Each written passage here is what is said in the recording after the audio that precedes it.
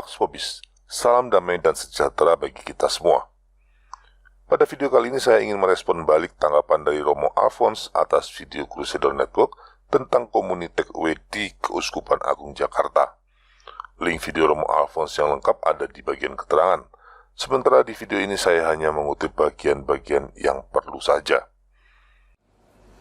Pada kesempatan ini saya mau menanggapi video dari Crusader Network dengan judul videonya Komuni Takeaway di Keuskupan Agung Jakarta atau KAJ.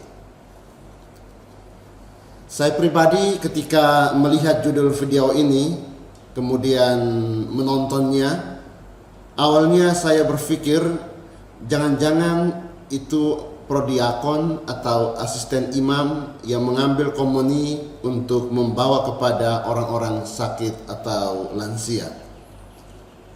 Saya kemudian menghubungi Romo Adi, sekretaris KAJ, untuk mengkonfirmasinya. Romo Adi, sekretaris KAJ, menjelaskan bahwa betul KAJ membuat kebijakan untuk membawa komuni kepada anggota keluarga yang tidak bisa datang mengikuti perayaan Ekaristi di tengah pandemi COVID ini. Ini adalah kebijakan luar biasa atau extraordinary di tengah pandemi COVID-19 yang belum tahu kapan akan berakhir. Kebijakan ini baru berlaku sekitar 2 mingguan dan baru uji coba di beberapa paroki di KAJ. Dengan kebijakan ini, maka selain prodiakon, ada pelayan pembawa komuni yang disingkat PPK yang melayani untuk membawakan komuni kepada anggota keluarga yang tidak bisa hadir mengikuti perayaan Ekaristi offline. Terima kasih Romo Alphonse atas kesediaannya untuk menanggapi video saya. Jadi memang benar bahwa di dalam kebijakan komuni takeaway Keuskupan Agung Jakarta, yang membawa sakramen Ekaristi bukanlah akolit maupun prodiakon, tapi awam biasa. Sebelum saya membahas lebih jauh, saya ingin menegaskan kembali posisi saya mengenai hal ini. Sumber-sumber rujukan yang saya gunakan sebagai dasar adalah kitab suci dan juga tradisi gereja. Yang pertama tentu saja kisah tentang Uza yang harus mati oleh murka Tuhan karena menyentuh tabut perjanjian, meskipun dia menyentuhnya dengan maksud untuk mencegah agar tabut perjanjian tersebut tidak terjatuh akibat gerobak yang membawanya oleng. Ini tercatat dalam kitab Samuel yang kedua bab 6 ayat 6-8 dan juga kitab Tawarikh yang pertama bab 13 ayat 9-10. Yang kedua, kisah di Injil yang menceritakan kemarahan Tuhan kita di bait Allah akibat ulah para pedagang yang mencemari kekudusan bait Allah. Ini tercatat dalam Injil Markus bab 21, Injil Matius bab 11, dan juga Injil Lukas bab 19. Dari kedua kutipan tersebut kita bisa menyimpulkan baik dalam perjanjian lama maupun perjanjian baru, pencemaran terhadap kekudusan mendatangkan murka Tuhan. Di perjanjian lama, Uza harus mati karena itu. Sedangkan dalam Injil satu-satunya momen yang mendatangkan kemarahan Tuhan kita adalah pencemaran bait Allah. Maka kita pun tidak bisa memandang pencemaran terhadap kekudusan, termasuk pencemaran terhadap sakramen Ekaristi, sebagai masalah sepele. Terutama karena sakramen Ekaristi adalah tubuh Kristus dalam arti sesungguhnya. Dalam konteks sakramen Ekaristi, menurut liturgi Misa Latin Tridentin, hanya mereka yang tertabi saja yang dapat menyentuh dan menjadi pelayan sakramen Ekaristi. Namun kita juga harus ingat bahwa kitab suci juga memberikan peluang adanya pengecualian dalam situasi dan kondisi tertentu. Ini seperti yang diungkapkan dalam Injil Lukas ketika Tuhan kita menanggapi kritikan orang-orang Farisi terhadap murid-muridnya yang memetik gandum pada hari Sabat. Tuhan kita berkata, "Tidakkah kamu baca apa yang dilakukan oleh Daud ketika ia dan mereka yang mengikutinya lapar? Bagaimana ia masuk ke dalam rumah Allah dan mengambil roti sajian, lalu memakannya dan memberikannya kepada pengikut-pengikutnya. Padahal roti itu tidak boleh dimakan kecuali oleh imam-imam." Injil Lukas bab 6 ayat 3-4. Maka gereja pun sejak dulu juga sudah membenarkan adanya awam yang membawa dan melayani sakramen Ekaristi dalam situasi dan kondisi tertentu. Salah satu contoh yang bisa kita gunakan di sini adalah Santo Tarsisius yang hidup di abad ketiga. Dia seorang awam yang diangkat sebagai akolit dan menjadi martir saat sedang bertugas membawa sakramen Ekaristi. Sekarang tugas semacam itu biasa dilakukan oleh prodiakon atau asisten imam. Ini bukan masalah. Tapi yang terjadi di Keuskupan Agung Jakarta sangat berbeda. Praktis semua awam asalkan sudah menerima komuni dan dianggap sudah paham aturan, boleh membawakan sakramen Ekaristi kepada kerabat atau anggota keluarga yang tidak dapat mengikuti misa. Ini tidak hanya menurunkan rasa hormat terhadap sakramen Ekaristi karena diperlakukan seperti halnya oleh-oleh, tapi juga akan membuka banyak sekali peluang sakrilegi terhadap sakramen Maha Kudus. Ini yang menjadi masalah.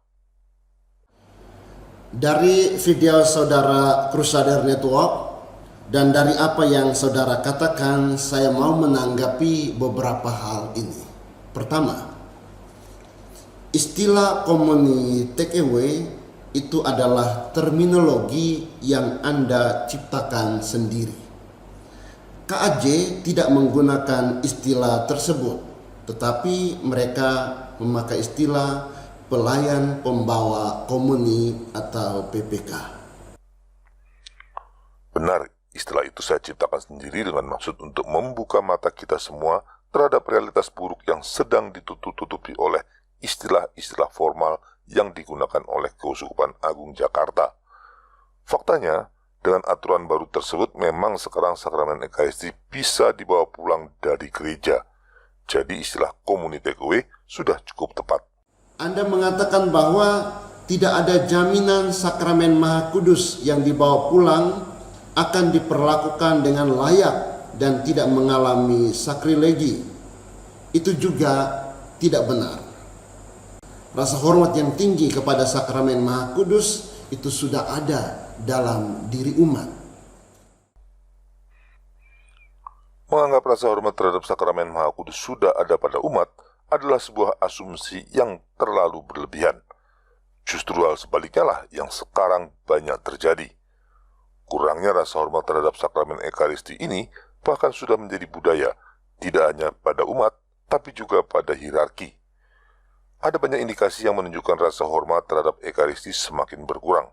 Tapi pada kesempatan ini saya hanya akan menunjuk satu masalah penting yang menjadi kecenderungan umum, tidak hanya di Keuskupan Agung Jakarta, tapi juga di keuskupan lain di seluruh Indonesia. Ini adalah sebuah fakta yang menyedihkan. Umat dan juga hierarki gereja Katolik pada umumnya sudah kehilangan kesadaran bahwa sakramen Ekaristi hanya layak diterima jika seseorang tidak dalam keadaan berdosa. Mungkin secara teoritis ini masih dipahami, tapi dalam prakteknya sudah diabaikan. Selama puluhan tahun kita sudah biasa melihat panjangnya antrian umat yang menerima komuni saat misa, sementara mereka yang antri untuk mengaku dosa sebelum misa di hari-hari Minggu biasa, praktis tidak ada. Antrian umat yang mengaku dosa hanya terlihat di masa Prapaskah dan Advent, seolah-olah umat Katolik hanya berdosa 2 kali setahun. Ini tentu salah, dan parahnya, hierarki termasuk para uskup di Indonesia selama puluhan tahun tidak pernah membenahi masalah ini dengan serius sampai akhirnya hal seperti ini dianggap sebagai kewajaran. Melihat kenyataan ini, dapatkah kita berkata rasa hormat terhadap sakramen Ekaristi sudah ada pada umat dan hierarki? Seharusnya tidak. Sekarang keadaannya makin diperparah dengan komuni take away yang memberikan solusi penerimaan sakramen Ekaristi bagi mereka yang tidak dapat mengikuti misa, tapi tanpa memberikan solusi apapun bagi sakramen pengakuan dosa yang seharusnya perlu bagi mereka yang akan menerima tubuh Kristus. Dengan kebijakan ini, seolah Keuskupan Agung Jakarta mengajarkan kepada umat bahwa sakramen Ekaristi sekarang sudah dapat diterima di rumah tanpa perlu mengaku dosa terlebih dahulu. Jadi bukan saja selama puluhan tahun hierarki telah lalai mengingatkan umat untuk mengaku dosa sebelum menerima komuni, tapi sekarang bahkan mereka seolah mengajarkan bahwa di Keuskupan Agung Jakarta, komuni dapat diterima tanpa perlu pengakuan dosa terlebih dahulu. Sekarang, silakan dinilai sendiri seperti apakah rasa hormat terhadap sakramen Maha Kudus di antara umat dan juga hierarki.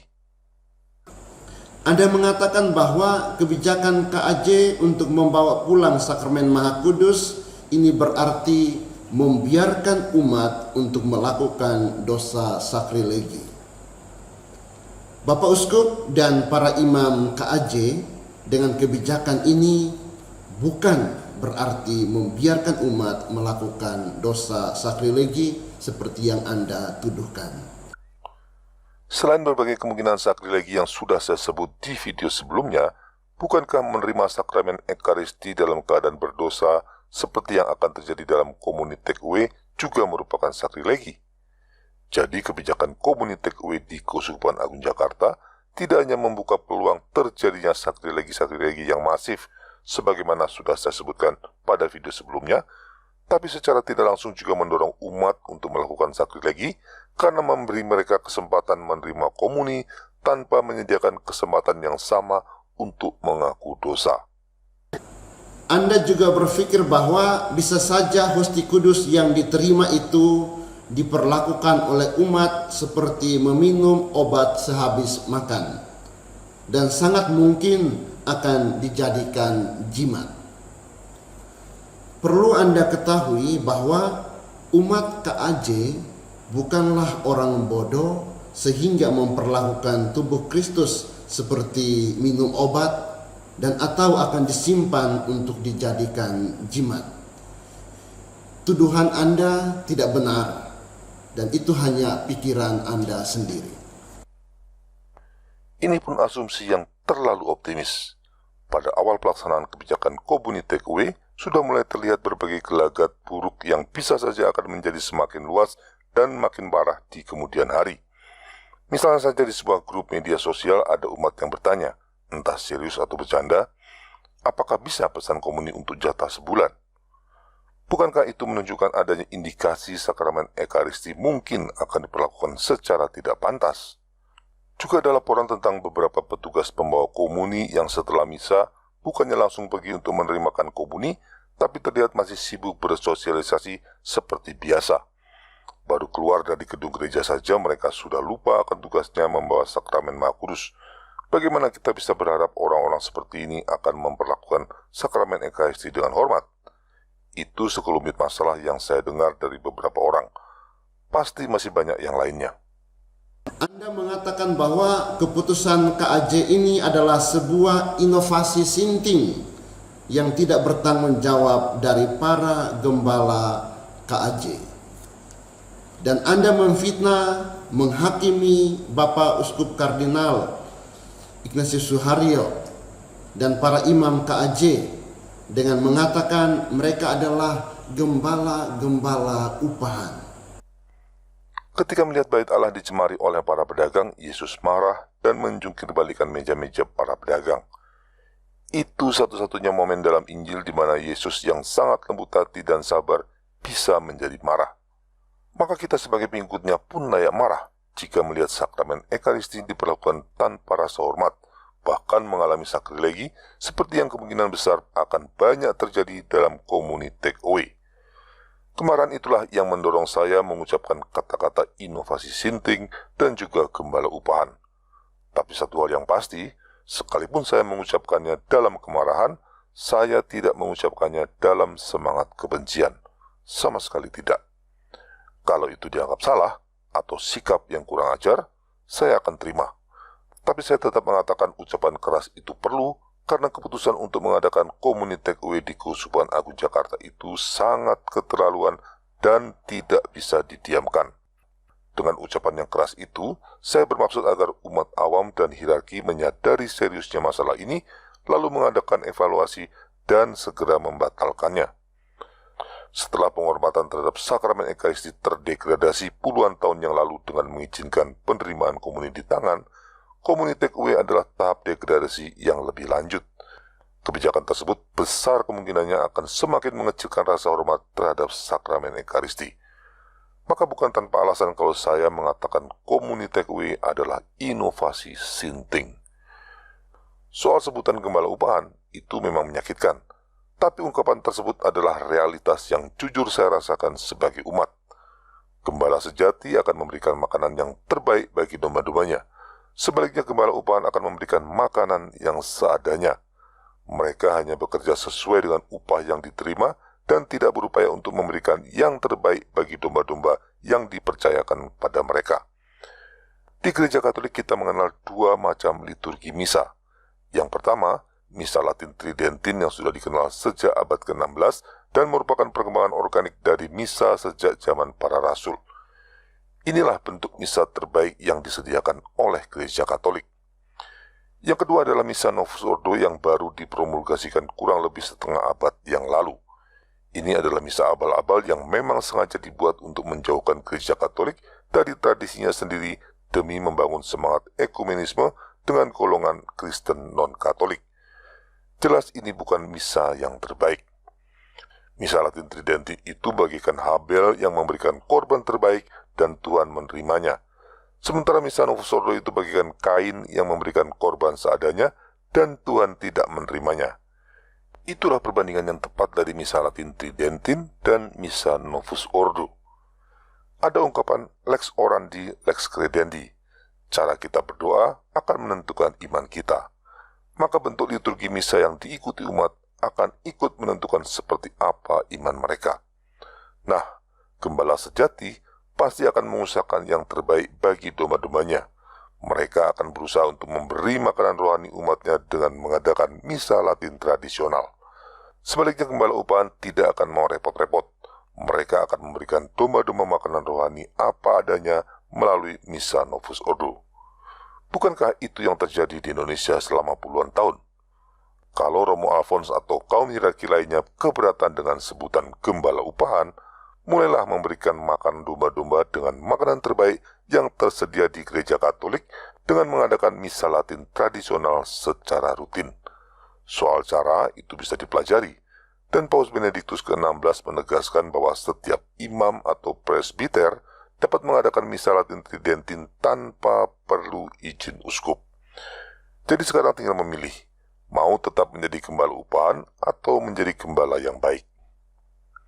Dengan keyakinan Anda juga menuduh dan memfitnah bahwa di Indonesia, di kalangan umat dan di kalangan hierarki tidak lagi percaya bahwa sakramen Ekaristi adalah tubuh Kristus yang sesungguhnya.